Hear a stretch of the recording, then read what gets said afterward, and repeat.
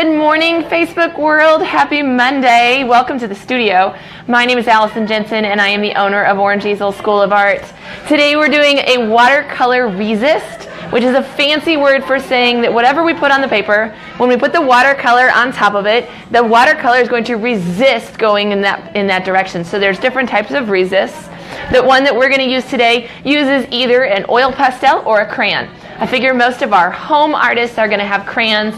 You may have oil pastels and not know what you can do with them. So this will be something that you can use them for. I've got my oil pastels right here, mostly because the crayons are kept on the top shelf of the closet and I didn't want to go get them.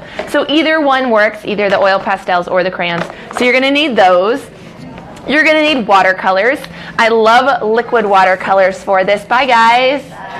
Mostly because if you're doing this with 3s and 4s, one of the things that makes it really work is that you have a really juicy kind of watercolory paint. And a lot of times with our tray watercolors, our little ones don't get it really wet. And so liquid watercolor solves that problem because it's already in a liquid form. If you're using the cake watercolors, we are going to talk about a couple tricks that you can use to make sure that they get really watery for you. If it's not really watery, it doesn't actually pull away from the wax or the oil. It just kind of sits on top of it because it's real thick. Bye, guys. Have a wonderful Monday. Thank you. Bye-bye. Bye, thanks. You bet. Our story time class is, leaving, and here I am in the lobby. And we were a little late getting done with story time today. The kids had so much fun. I got to get some pictures up on Instagram. They were doing Ain't Gonna Paint No More. So there was a lot of paint. So you're going to need some form of watercolor. So if that's liquid watercolors, that's awesome. If you've got the tray watercolors, which is what I'm going to use today, kind of a pan watercolors. These are from Michaels. It's the Artist Loft brand, and they are my favorite. Sargent also makes a brand that looks very similar to this. And so those are great, and they last a long time. They're reasonably priced. They have wonderful colors. So you'll need one of these or liquid watercolors. Let's say you don't have either. You don't have liquid watercolors. You don't have a watercolor tray. You do have crayons, and you want to do this at home. If you've got food coloring and you want to dilute it, you can use it just like watercolors. So that will work as well. Be aware that your food coloring is not washable. So just be careful with that so it doesn't get on clothing and skin and stuff, because just like dyeing Easter eggs, it's not going to come off. Right? Right, Michael? All right. All right, so we've got our watercolors, we've got our oil pastels, and the very last thing you're going to need is some paper. Now, you're going to want a heavy-duty paper for this. If you're using a really thin, like typing paper or drawing paper, it's going to wrinkle and bend because we're going to get this very wet. This is the watercolor that I like for student-grade use. When I do my own watercolors to sell or for commission pieces, I don't use this stuff. I use a little bit higher quality professional-grade stuff. They're okay. I have a microphone on, so they'll hear me, not them. That's fine. You don't bother me at all. You go ahead and play all you want. So this is the student grade stuff that we've got. It's from Michaels. This is Canson brand. Arches also makes a good pad that's decent. What you're looking for when you look for watercolor paper, at least for the studio, what we look for is the pounds. So here at the bottom, you see it has a pound. And it's backwards, but I'll tell you, it says 140, and that's what we like. We like the 140 pound paper. If you get down to like the 90 pound, it's okay, but it's not as thick as the 140. So we like to use a 140 pound paper for this, and I cut it. So if you're doing it with little kids, they don't need a full sheet of this. Watercolor paper isn't cheap, even the student grade stuff. So we cut it. This is cut into fourths, and so you could do it fourths or you could do it in halves. For this activity. So I've got some already pre-cut for me.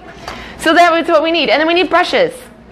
Use any brush you've got. All right. I love the ones that are soft and hold a heck of a lot of liquid. If you're using a really plasticky kind that it doesn't hold as much, right? It doesn't like capture and actually hold on to the water the way that these ones do. And then they'll just have to make sure that they dip more often. So, oh, I'm doing a video. I'm on Facebook Live, so check me out later. Thanks, Allison. Bye, guys. Bye. Have a wonderful trip back. All right, so we've got this going on, and I've got a jar of water. You can see I've already been painting this morning because my water is dirty, right? Paper, paint, crayons or oil pastels, brushes, water, that's what you need. Let's do this, all right? So I love Couple ways to do this. Let's say you got a 3-year-old, young 3-year-old, and you're looking for something fun for you guys to do together that's kind of artsy. Okay, so here's idea number 1. And this is like a magic thing. So you really want to play this up with your kids. You want to say, oh, we're going to make some magic paintings. We got a surprise for you. And you're going to prep these ahead of time for them using either a white crayon. I found like the smallest one in my box, right? Either a white crayon or a white oil pastel. And on your paper, you're going to write or draw a secret picture for them.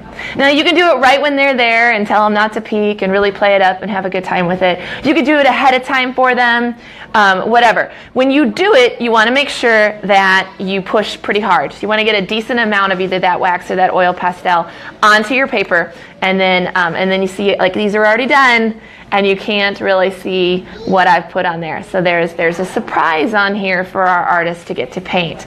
And this is a really fun kind of joint project that you guys get to do together. This is process art. This is just for fun and giggles. This is not for like, look at the pretty picture that we made together. Although if you want to keep it, I'm cool with that. But really, it's all about the process. What they'll do, bye girls. Thanks so much for coming. Oh, yes, hit the restroom before you go. Important. Come on, babe. What they'll do when they sit down is they'll get to cover this paper with their watercolors. And I told you I'd give you some tips, right? So you're using these with young ones. One of the biggest problems that they have is they don't really, even our adults don't, let's be real, they don't really saturate these paints. And so you end up with something that has the consistency of a tempera. It's not tempera. This is watercolors. It should be wet. It should be juicy. And those are the words that we use to describe it, honestly, for my adults as well. So juicy. It's got to have a lot to it. If it doesn't, then it doesn't push away from that wax or from that oil pastel. And I love this trick for our little ones. And this is a spray bottle. Because this act of taking a paintbrush and then wetting the well and then dipping back in and then wetting the well and getting it really, really wet, that's hard for little ones. But you know what? If mom takes a spray bottle, or heck, you got little ones that want to do this, and sprays the whole tray before they even get started, we can saturate this paint ahead of time. Actually, if you really get into this and your kids are having a hard time getting enough water on the paper for it to move, you can actually pre-wet the papers with the spray bottle too. So, you want to see what's under here? Let's do it. Let me see if I can tip this down. I'll show you this one. Ooh, that was fancy. Okay, that cuts off my head, but you know, I got all summer to figure out this whole camera tripod thing. I'm going to do it. So my paints are all wet, and I'm ready to go. So I'm going to paint this on here. And I swipe over. Your dark colors are going to work better because it's got the most contrast. So there's a pink and a yellow and an orange. And can you see the picture that is starting to appear when I paint over the top? Look at that. It's like magic. And it's so fun, right? So this is my little flower that appeared. Very cool, right? Let me show you what it looks like on wet. Now, if I had clean water, I could do this with my brush, but my water is so dirty. So I'm going to do it with my spray bottle. There's another picture on here. I'm going to spray it to get it wet, set it down. Of course, that kind of reveals the picture just a little bit. Your little ones won't notice. Ooh, let's do this one. Spray this one. Spray this. Spray bottles are great. All kids love spray bottles. And I come in here, I'm going to do this picture. I'm going to do this in purple. I get it really juicy. It's called loading the brush, right? We get it nice and saturated, and we can brush across our pretty picture here. I love watercolors, you guys. It's probably my favorite medium right now is watercolors. See how pretty those are? So this was just a pattern design. My mamas out there that are worried that, oh, but I don't want to have to pre-draw it because I'm not a good drawer. Your kids don't care. They really don't. Any design is magical at this point. This is such a fun thing to do with them. So you do a little prep work, set up 5 or 6 sheets, and let them just go to town, discovering what you have prepped for them. Now, I've got one more here, and I saved this one, and then I've got a couple other different activities for maybe those older preschoolers. So if you've got a 4 or 5, even a 6, I've got an idea for you to take it just a step further.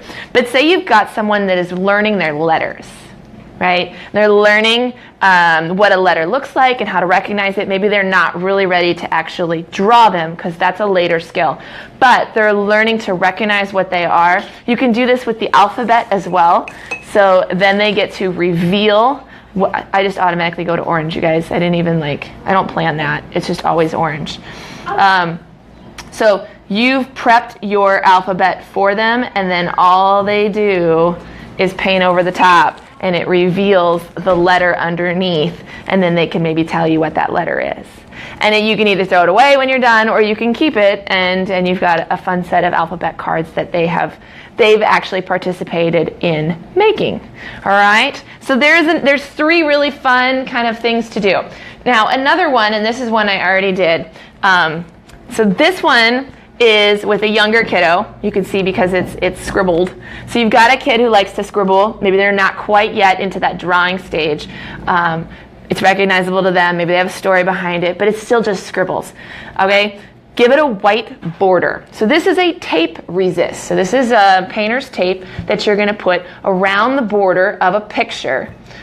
You prep the paper already for them, and then you let them go to town with their scribbles, and then use a dark color to just paint in the background. And they can do it, or you can do it. You can spray it with water and then drop in color. You can use an eyedropper. You can use a brush. You can even use a sponge to sponge over the top.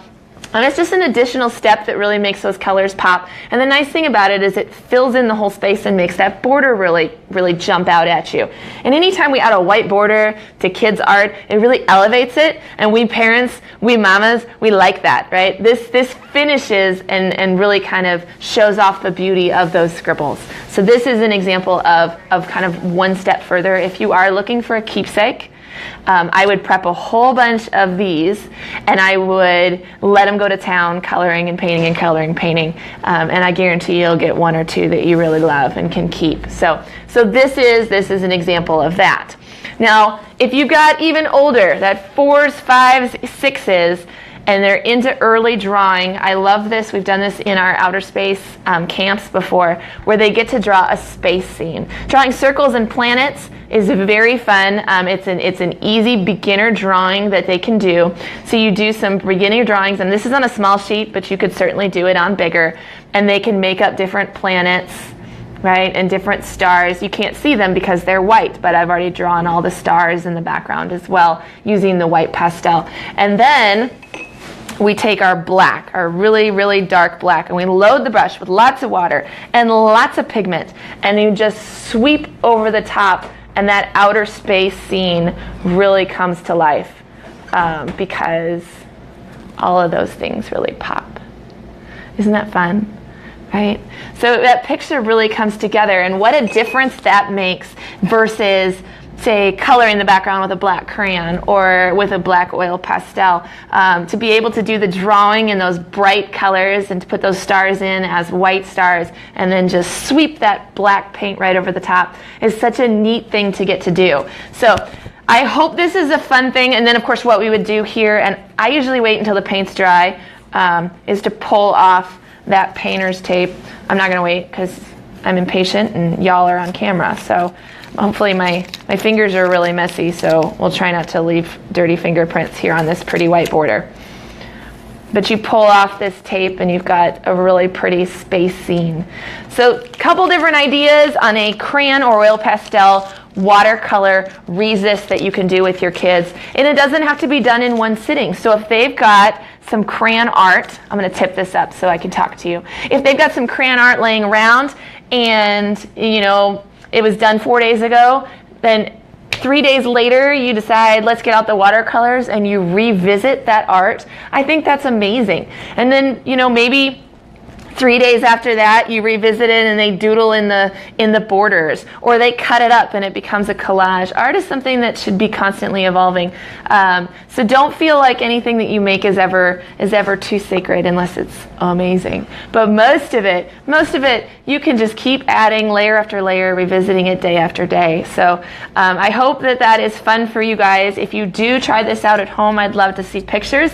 So as always, post them to Instagram or Facebook or Twitter and tag us at Orange Easel Art, because that way we can see them and we can reshare them onto our page, and we can all be inspired here on this creative summer that we are having. So I've got one housekeeping thing, and that is, if you have not signed up for Glitter Fest on Friday, June 30th, but you plan on doing it, I need that by Wednesday so I can order some t-shirts. So get that done so that I can do that. I think there's like 3 spots left. Otherwise, I'm just going to order 3 t-shirts, and you won't necessarily get the color or size that you want. So get it in there so I can order it just for you.